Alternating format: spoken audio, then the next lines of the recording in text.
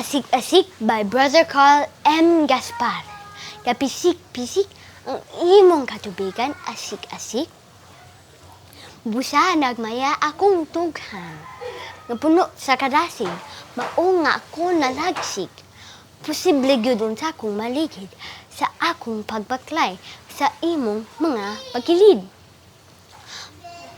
Tiyan mo, sobra libo katikang. Mao nga hapit kong matikangkang.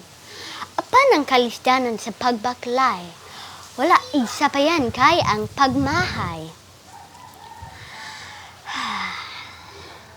Maoy katapusang mahitabo kung masudong imong katahom.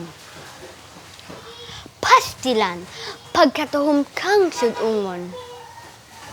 Sa makagdiwatan nga nagpakita, ukalit lang sa mawala. Salamat asik-asik, salamat. Nga kita sa lingtunganay, nagkahimangat.